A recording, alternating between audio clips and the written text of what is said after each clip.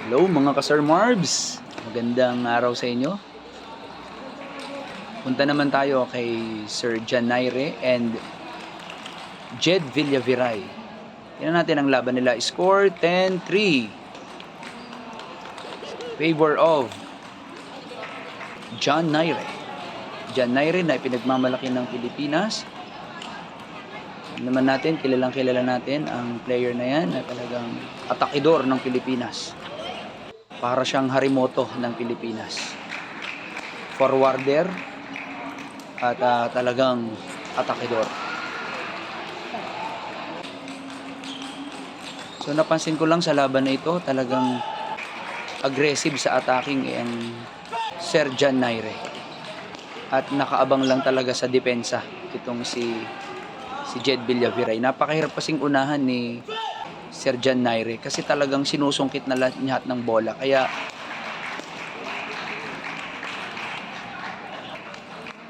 follow po naman tayo muna dyan para lagi kayong updated sa aking mga videos. At nakita ko po ang setup ni Sir Jed Villaviray ay talagang short ball lang ang bola niya. Yun o, nakukunan niya ng service ang Sir John Naire. Ayun, dahil sa setup na ginagawa, nasetan po kasi siya dyan ni Jed. Kaya humingi siya ng timeout. Series po diyan ay 2-1. Leading po si John Naire. So nakikita po natin sa camera yung ating head coach na si Coach Ting Ledesma.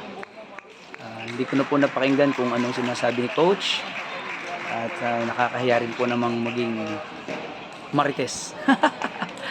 Pero tingnan po natin ano po ang gagawin ni Sir John Naire base sa sinabi ng ating head coach na si Coach Ting Ledesma. Second ball. Napahaba ang service ni Jed. Yun, so talagang magaling mag-serve. Nakukunan talaga niya ng service ang John Naire. Pero ganun pa man, tingnan pa rin natin ang setup na gagawin ni John Naire. So yun, puro sinusungkit talaga niya. Ayun, mas naging accurate ang attacking ng John Naire after ng kanyang timeout. At yan, humingi naman po ng timeout ang kabilang kampo. Jed humingi ng tulong kay, I think, ito po ay si Maniego. So tingnan natin, anong mangyayari. So talagang, wala nang patawad ang ginawa ni John Naire. Talagang inupakan na niya lahat ng bola. And that's it. Congratulations, Sir John Naire. Nice fight, nice game.